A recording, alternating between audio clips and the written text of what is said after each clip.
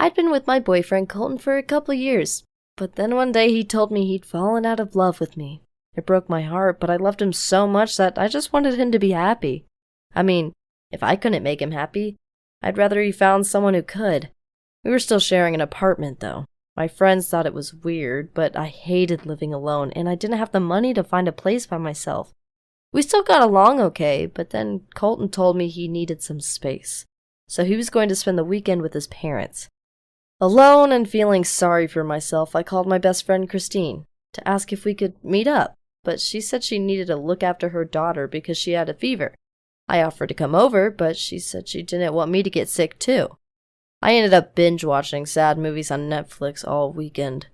Colton came back on Monday. He told me he'd hung out with his parents doing nothing, but when I took out the trash, I noted some crumpled up zoo tickets for 2 adults and 1 kid. It was so weird. He'd said he hadn't gone anywhere, so why would he have zoo tickets? Even stranger, why would he have a kid's ticket? Had he lied to me? Had he been on a date with a new girlfriend?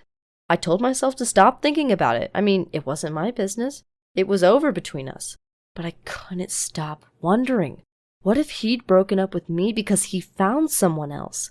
What if he'd been seeing her behind my back? I decided to do some detective work and bought a GPS tracker I could follow with an app on my phone. I knew it was wrong, illegal even, but I stuck the GPS tracker on the bottom of his car anyway. Now I could see wherever he went.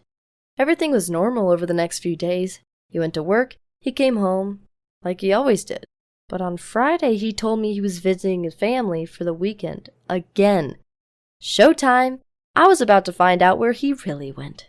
As soon as he left, I got into my car, I opened the GPS tracker app and followed him, keeping my distance so he wouldn't notice. I thought I recognized the route, and when he parked, my heart dropped. We were right outside Christine's place. It all made sense. That's why I'd found the kid's zoo ticket. I told myself it was just a coincidence. Maybe he was just stopping by on the way to his folks. I had to actually see them together to be 100% sure. So I parked my car close to the building so I could watch the entrance. It took 3 hours of waiting, but eventually I saw all 3 of them coming out together, and my ex-boyfriend was holding hands with my ex-best friend. It really hurt to see them all together. I'm not the kind of person to make a big scene, so I didn't confront them. What would be the point? It wouldn't change anything.